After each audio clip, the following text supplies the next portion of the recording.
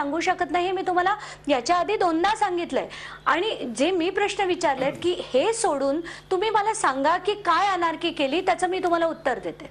नाही नाही, सडक पासून संसदेपर्यंत आंदोलन करणं याला अनार्की नाही म्हणायची तर काय, हा प्रश्न या निमित्तानं स्वाभाविकपणे येतो. पण मला डॉक्टर उदय निरगुडकर यांची प्रतिक्रिया घ्यायची, कारण की या मुद्द्यावरती काँग्रेस आणि भाजपा त्याचबरोबर सामाजिक कार्यकर्ते दोनही टीका करतात. बोला अंजलीजी. सुवर्ण, एकच मिनिट. संजय निरुपम MP काँग्रेस पक्ष, प्रिया दत्त MP काँग्रेस पक्ष रस्त्यावर बसून आंदोलन करतात. कोणाविरुद्ध? त्यांच्या स्वतःच्या सरकाराविरुद्ध. ते चालतं, ती अनार्की नाही. पण आम आदमी पक्षाचे CM आणि MLA बसले तर मात्र ती अनार्की झाली. आणि त्यांनी काय केलं? काय कोणाचं घोडं मारलं? काय म्हणजे आज हे चाललंय काय आणि हे दाखवतायत काय तेच मला कळत नाहीये. आज तुम्ही सांगा ना की आज बसले नव्हते का? निरुपम बसले नव्हते का? प्रिया दत्त आत्ता बसल्या नव्हत्या का?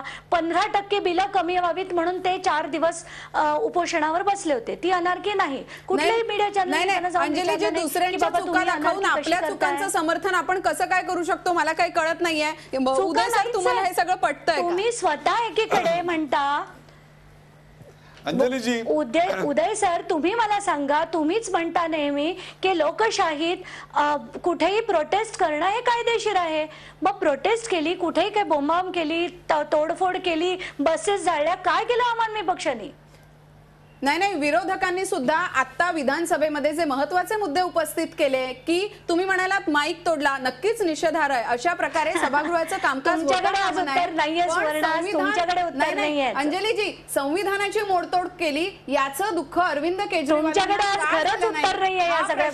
विधानसभेमध्ये उपस्थित केला गेला, कायद्याची मोडतोड केली गेली, कायदा पाळला गेला नाही, या ज्या टीका विरोधकांनी केल्या त्यावर तुम्ही उत्तर देत नाही. आणि लोकांनी काय केलंय हे तुम्ही कसं काय सांगू शकता?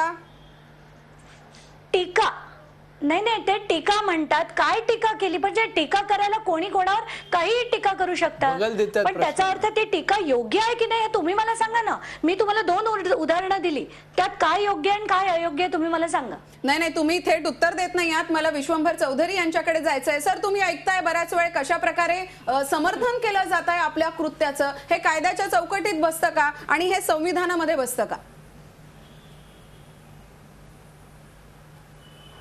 नाही, एक म्हणजे संजय निरुपम आणि प्रिया दत्त यांनी जे केलं त्याला निखालच नौटंकी, याशिवाय काही वेगळं म्हणता येत नाही. नौटंकी आहे. आता त्यांना ते सुचतंय महाराष्ट्रात पण, त्यामुळे त्याचं मला त्यांच्याकडून मला अपेक्षाच नाहीयेत. त्याचं कारण की अंजली दमानियाच म्हणल्या की त्यांच्याकडून अपेक्षा नाहीत. पण अरविंद केजरीवालांकडून माझी ही अपेक्षा होती की जेव्हा अरविंद केजरीवाल रेल भवनच्या ऐवजी जर जंतर मंतरला बसले असले तर मला चाललं असतं, कारण आम आदमी तिथेच बसतो. जंतर मंतर शिवाय जागा नाही मिळत आम्हाला सुद्धा दिल्लीत आंदोलन करायला.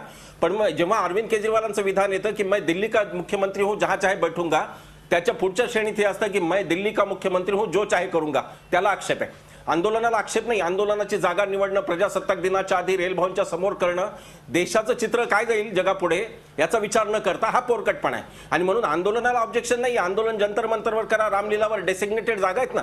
उद्या मुख्यमंत्री म्हणले महाराष्ट्राचे की मी हुतात्मा स्मारकाचे तिथे आंदोलन करणार, तर योग्य नाहीये. आम्हाला आझाद मैदान देतात, त्यांनाही आझाद मैदानात बसावं.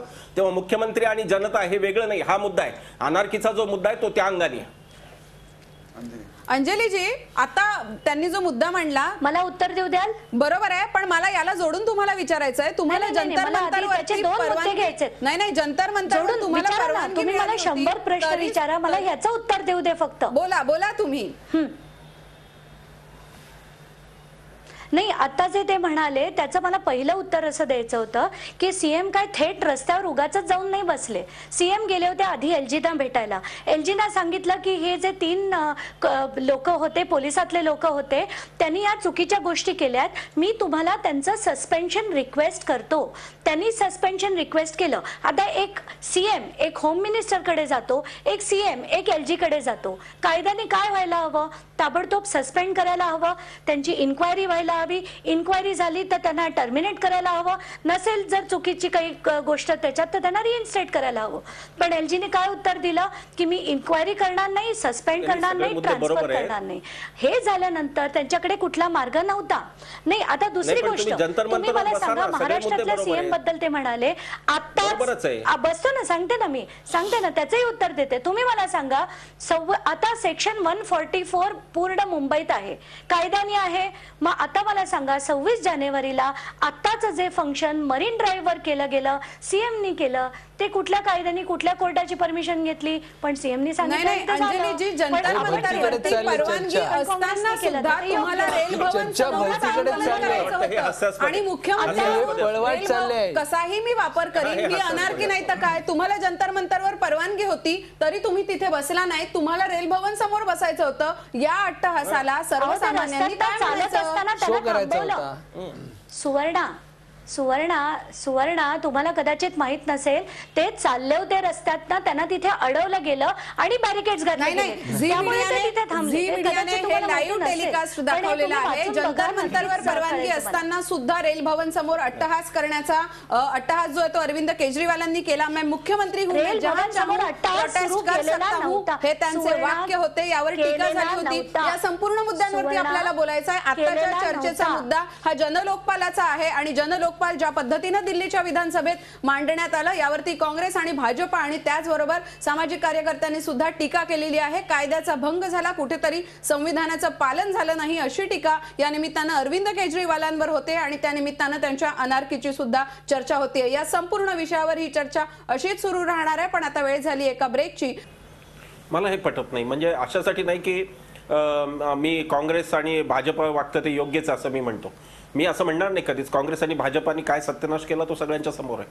प्रश्न फक्त एवढाच आहे की तुमच्याकडून ज्या अपेक्षा आहेत त्या वेगळ्या आहेत त्या हंगामाच्या नाहीत हंगामा खडा करणं मेरा मकसद नाही या त्या नाही आहेत त्या बेसिक कामाच्या अपेक्षा आहेत आणि ते करताना कन्सेन्सस पॉलिटिकल कन्सेन्सस गरजेचं आहे सरकार चालवणं म्हणजे रोज भांडणं नाही आहे सरकार चालवणं म्हणजे रोज फक्त आरोप आणि मंत्र्यांनी काहीतरी वागायचं आणि त्याचं समर्थन करत बसायचं हे नाही सरकार चालवताना विरोधी पक्षाला विश्वासात घ्यावंच लागतं घ्यावंच वर अंडरलाईन आहे इकडे घ्यावंच लागतं नाहीतर विधिमंडळ चालू शकणार नाही तर सरकार चालू शकणार नाही it is an art ruling is an art आणि डेमोक्रेसीमध्ये ती आर्ट ही जास्त एका अर्थाने क्रिटिकल होत जाते कॉम्प्लिकेटेड होत जाते तिचे धागेदोरे फार सूक्ष्म असतात ते समजून घेऊन सरकार चालवलं पाहिजे दिल्लीच्या जनतेला जर हे दाखवून दिलं असतं प्रामाणिकपणे की आम्ही रोज काम करतोय आम्ही काहीतरी करतोय आम्ही हंगामा टाळतोय आम्ही विवाद टाळतोय आम्ही सोमनाथ भारतीसारख्या मंत्र्यावर तत्क्षणी कारवाई करून बाजूला काढतोय त्याला हे जर दाखवलं असतं तर मला वाटतं आज सहानुभूती पूर्ण आपच्या बाजूने राहिली असती लोक म्हणले असते की बघा काँग्रेसने आणि बीजेपीने काय केलं पण आता ती संधी कुठेतरी आपची हुकली असं मला वाटतं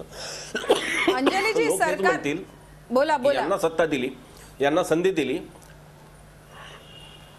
हा लोक हेच म्हणतील की यांना आम्ही संधी दिली यांना सरकार दिलं कदाचित मला ही भीती वाटते असं होऊ नये पण मला ही भीती वाटते की दिल्लीमध्ये असा समज पसरण्याची शक्यता आहे की हे गव्हर्नन्स देऊ शकत नाहीत त्याचा एक वाईट संदेश लोकसभेला जाऊ शकतो आम आदमी पक्षाच्या निवडणुकीला की हे गव्हर्नन्स नाही देऊ शकत ही जर भावना लोकांमध्ये पसरली तर मला वाटतं आम आदमीचंच नुकसान होईल आणि आम आदमी पक्षाचं नुकसान म्हणजे आता भारतातल्या खरोखर कॉमन मॅनचं नुकसान आहे कारण एक परिवर्तनाची चळवळ म्हणून त्याच्याकडे पाहिलं जातं एक राजकीय आकांक्षा म्हणून पाहिलं जात आहे आमच्याकडून ज्या अपेक्षा आहेत आपच्याकडून त्या लोकांच्या सामान्य लोकांच्या आहेत त्याला कुठेतरी बदल पाहिजे त्या अपेक्षांना जर तडा बसला तर मला वाटतं लोकांचं त्यात अंततः नुकसान होईल बरोबर आहे उदय सर पटतंय का कारण की रुलिंग इज अन आर्ट जेव्हा सर्वसामान्य चेहरे हे विधानसभेत गेले होते तेव्हा असं वाटलं होतं आपला आवाज पोहोचणार आहे विधानसभेत पण तसं काही झालेलं दिसत नाही किंवा भारतीय जनता पक्ष आणि काँग्रेस यांच्यापेक्षा सुद्धा अत्यंत चतुर राजकारणी आहेत हे त्यांनी दिल्लीत त्यांना आसमान दाखवून दिलेलं एवढंच नाही तर दिल्लीच्या विजयानंतर 28 तासाच्या आत आता माझं लक्ष संपूर्ण भारत आहे असं दाखवून एक प्रकारे त्यांनी सर्वच पक्षांना कोंडीत पकडलेलं आहे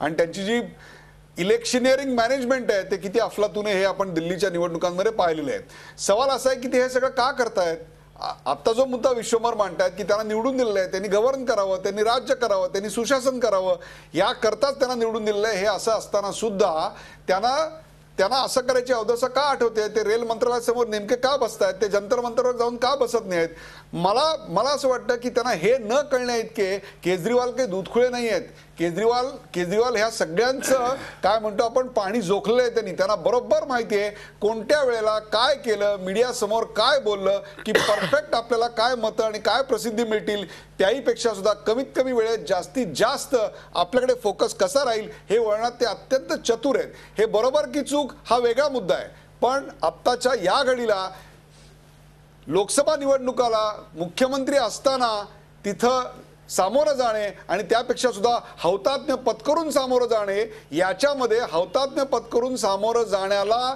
जास्त महत्त्व आहे मी देशासाठी त्याग केला मी मुख्यमंत्री पदावर एक काय 1000 वेळा लाथ मारतो असं सांगून मला पुन्हा एकदा संधी द्या असं म्हणून आणखीन 5-50 जागा मिळवण्याची क्षमता असलेला हा नेता आहे आणि एक्झॅक्टली त्यांनी परफेक्ट तो डाव खेळला. हाच डाव भारतीय जनता पक्ष आणि काँग्रेस यांना नको होता म्हणून ते दिल्लीच्या विधानसभेत फ्लोअरवर त्यांना विरोध करत होते. परंतु केजरीवाल यांनी तो डाव हाणून पाडला. मला 100% खात्री आहे की आज रात्री 8 वाजता केजरीवाल 100% राजीनामा देतील आणि उद्यापासून संपूर्ण भारतभर त्यांची यात्रा, प्रचाराची यात्रा सुरू होईल. बरोबर आहे. हा एक पॉलिटिकल स्टंट आहे असं तुम्ही म्हणताय उदय सर. विश्वंभर चौधरी यांनी असं मत मांडलं की रुलिंग इज ऑन आर्ट, पण ती मात्र अरविंद केजरीवाल यांना काही जमलेली नाहीये. याबद्दल मतमतांतर होऊ शकतात पण या सगळ्यामुळे कायद्याचा भंग करणं योग्य नाही हा जो मूलभूत प्रश्न उपस्थित राहतो. सुवर्णा, आम्हाला ना दुनियात छक्के पंजे करता नाही येत ग. आम्हाला जे म्हणायचं असेल आम्ही सरळ सरळ म्हणू. आता मला एक सांगा तुम्ही की आज मोदी स्वतः गुजरातचे सीएम असून सुद्धा पूर्ण देशभर हिंडतायत. म्हणजे आज इलेक्शनचं कॅम्पेनिंग करतायत भाजपसाठी. जर अरविंदनाही तेच करता आलं असतं. म्हणजे आज त्यांनी जो राजीनामा दिलाय तो काही त्याच्यासाठी दिलाय का? म्हणजे राजीनामा दिलाय का अरविंद केजरीवालांनी? मला खरंच सांगा कोणी आपलं पद सोडून. नाही अरविंद केजरीवालांनी राजीनामा दिलाय का? मी तर म्हटलं नाही आम्ही दिलाय असं म्हणलं नाहीये. 8 वाजता देण्याची शक्यता आहे असं म्हणलंय मी. दिला असेल तर तुम्ही जाहीर करू शकता झी 24 तासच्या शक्यता. मी पण मला सुवर्णा कशाला कशाला कशाला कशाला उगाच कशाला शब्दात पकडण्याचा प्रयत्न करता. मी स्पष्टपणे तुम्हाला सांगितलंय जर त्यांनी दिला तर तो त्यांचा त्यासाठी दिलाय असे तर्क वितर्क लावण्यापेक्षा एक साधा माणूस आहे त्याला वाटतंय खरंच हे बिल यायला हवं आणि हे लोक त्या योग्यतेचे नाहीत, हे मला अल्पमतात माझं सरकार असताना येऊ देणार नाहीत, हे तर मला काहीतरी वेगळं केलं पाहिजे असं जर वाटून त्यांनी राजीनामा दिला. ते जर त्यांना दुसरं काही करायचं असतं, लोकसभेत निवडणुकीचं कॅम्पेनिंग करायचं असतं तर ते सीएम बनून सुद्धा कॅम्पेनिंग करू शकले असते ना. मग उगाचच कशाला तुम्ही हे त्यांच्या मागे नसते रिझनिंग लावण्याचा प्रयत्न करता? त्याची काही गरज नाहीये. महादेव शेलार बोला. याला माझा पूर्णपणे आक्षेप आहे. याचं कारण असं की यांनी ज्या अनार्की माजवत ज्या घोषणा केल्या त्या घोषणा त्या पुऱ्या करू शकत नाहीत. की कोणतेही सोंग एका वेळेला आवक आणि जावक दोन्ही बाजू बघायला लागतात. आपल्याला वाटतं लोकांना देत असल्यानंतर लोकांना आनंद वाटतो घ्यायला, परंतु त्याचबरोबर आवकही बघायला लागते. आणि आता त्यांना कळलंय की हे जे आपण केलेलं आहे हे वास्तविकामध्ये आपण आणू शकत नाही. त्याच्यामुळे हे पाठ दाखवण्याचाच प्रसंग आहे. पण त्याच्या अगोदर कुठेतरी होतात्म्य दाखवायचं आणि त्याचा फायदा घ्यायचा हा त्यांचा निव्वळ नाट्यप्रयोग आहे. नाट्यप्रयोग म्हटलं जात आहे. अंजलीजी शेलार, हे सगळं तुम्हाला आणि तुमच्या पार्टीला हे सगळं मुबारक. हे सगळे धतिंग आम्हाला जमत नाही. तो आम्ही साधी माणसं आहोत. आणि सुवर्णाचा प्रश्न तुम्ही मला विचारलात ना रेल भवनाच्या बाहेर, नाही 1-2 मिनिटं, ते तुम्ही 66 वर्ष हेच करत आलात आणि अजून किती वर्ष हेच करत राहणार? मगाशी जो तुम्ही मला प्रश्न विचारलात त्याचं मी वाचून दाखवते तुम्हाला. Delhi chief minister Arvind Kejriwal and his ministers are sitting on a dharna outside Rail Bhavan. का? कारण they were prevented by the police from going to the union home minister's house. ते आणि त्यांचे जर आज सीएम आणि त्यांचे मिनिस्टर जर होम मिनिस्टरला भेटायला जात असतील तर त्यांना थांबवणं योग्य आहे का? थांबवलं तर थांबवलं, बॅरिकेडिंग केलं आणि त्यांना तिथे रेल भवनाच्या बाहेर त्यांना बळजबरीने थांबवलं गेलं, हे योग्य होतं का? आणि मग म्हणणं की त्यांनी तिथे बसून तमाशा केला, ते तिथे जंतर मंतरवर का गेले नाहीत? या सगळ्या गोष्टीला काही अर्थ नाहीये. बॅरिकेडिंग आंदोलन सुरू झाल्यानंतर झालं होतं. अंजलीजी, तुम्ही प्रेक्षकांची दिशाभूल करू नका. तुम्हाला परवानगी जंतर मंतर सरकारनं दिलेली होती. मी नाही, तुम्ही करतात म्हणून मी वाचून दाखवलं. टाइम्स ऑफ इंडियाच्या कव्हर पेज स्टोरीवरनं तुम्हाला वाचून दाखवलं. प्रत्यक्षात चित्रीकरण आहे. झाल्यानंतरचं बॅरिकेडिंग आहे, त्याच्या आधीचं नाही. हा मुद्दा आजचा चर्चेचा नाही. या निमित्तानं अनार्कीची चर्चा झाली आणि ती कशी सरकार स्थापन झाल्यापासून होत आली हे आपण पाहत आलेलो आहोत. प्रेक्षकांची दिशाभूल आपण करू नका. मला विश्वंभर चौधरी यांच्याकडे जायचं आहे. आपण आपलं म्हणणं जे आहे तेच कसं कायद्याच्या दृष्टीनं बरोबर आहे हे सांगण्याचा प्रयत्न करताय. पण आपल्यावरती विधानसभेचं कामकाज होत असताना सुद्धा आणि ज्यावेळी आपण रेल भवनासमोर आंदोलन केलं तेव्हा सुद्धा टीका झाली होती आणि आपण कायद्याला कशा प्रकारे धाब्यावर बसवलं म्हणून घटनेचे जे अभ्यासक आहेत, पाईक आहेत, त्यांच्याकडनं टीका झाली होती. विश्वंभर चौधरी, मला तुमच्याकडनं या सगळ्याचं विश्लेषण हवंय कारण अंजलीजी जे म्हणतायत ते कुठेतरी दिशाभूल करणारं वाटतंय. नाही, तुम्ही माझ्या माझ्या पक्षावर जेव्हा तुम्ही आक्षेप घेता, माझ्या पक्षावर जेव्हा तुम्ही नक्कीच त्याचं कारण असं की बोला विश्वंभरजी. नाही, कारण असं आहे की मुख्यमंत्री जर डिप्लोमॅटिक लेवलला अपॉइंटमेंट घेऊन गृहमंत्र्यांची त्यांच्याशी चर्चा करायला गेले असते, समजा गृहमंत्री आणि मुख्यमंत्री, तर मला वाटत नाही सरकारने अडवायचं. एवढं बिंडोक सरकार आहे, काँग्रेसचं सरकार बिंडोक आहे हे खरं आहे, पण ते एवढंही बिंडोक आहे असं काही मला वाटत नाही. जमाव घेऊन जर कोणी जात असेल आंदोलन करायला तर अडवणं हे पोलिसांचं, आम्ही तो प्रसंग अनुभवतो. त्यामुळे त्यात असं नाहीये की बोला विश्वंभरजी. नाही असं नाहीये. शेलार साहेब असं आहे की आता जे तुम्हाला सुचत आहे तुम्ही जे काय आता म्हणताय ना की बघा हे लोकांना देणं शक्य नव्हतं, त्यांनी लोकांना द्यायचा प्रयत्न केला. तुम्ही कंत्राटदारांना देता. नाही असं नाही, तुलना होणारच आहे. कारण असं की तुम्ही कंत्राटदारांना दिलं, ते जनतेला देण्याचा प्रयत्न करतायत, म्हणजे ते सक्सेसफुल होतील नाही हा भाग वेगळा आहे.